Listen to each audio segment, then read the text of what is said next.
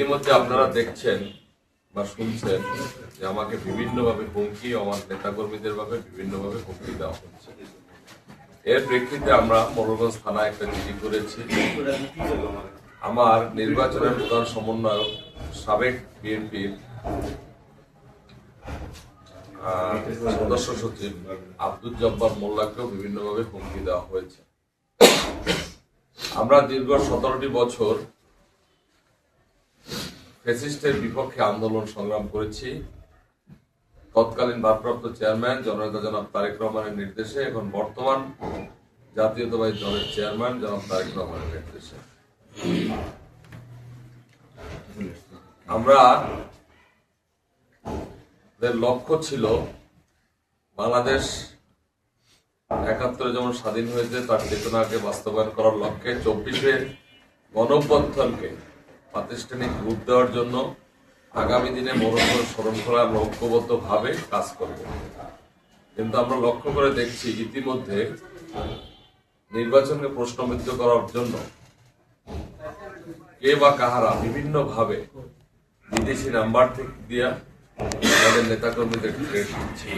Morrelganj শরণখোলায় level playing field তৈরি হয় নাই, যেহেতু আমাদের রিমোট এলাকা, এখানে অস্ত্র উদ্ধার হয় নাই। আপনারা দেখছেন যে 2 দিন আগে জামাত সংগঠনের 2টি অফিস পুড়িয়ে দেওয়া হয়েছে, তার 20টি গাড়িও ভাঙচুর করা হয়েছে।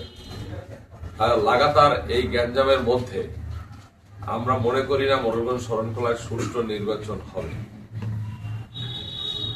আমি এরই প্রেক্ষিতে আমি নির্বাচন থেকে সরে দাঁড়িয়েছি। তবে জাতীয়তাবাদী দল, আমাদের চেয়ারম্যান জননেতা জনাব তারেক রহমানের প্রতি আমার পূর্ণাঙ্গ আস্থা আছে। যেহেতু আমি মনে করি উনি যদি সরকার প্রধান হয়, এই বিশৃঙ্খলা হয়তো একদিন থেমে যাবে। সেই ক্ষেত্রে বর্তমান যে সরকার এবং প্রশাসনের যারা আছে তারা আমাদের সহযোগিতা করার চেষ্টা করলেও বিভিন্নভাবে তারা সহযোগিতা করতে পারে না। সেই ক্ষেত্রে আমার রিমোট এলাকায় মোরলগঞ্জ শরণখোলায় আমরা মনে করি সুষ্ঠু নির্বাচন হবে না। এরই প্রেক্ষিতে আমি আমার নির্বাচনের প্রার্থিতার পদ থেকে সরে দাঁড়িয়েছি। এ তো আমার বক্তব্য।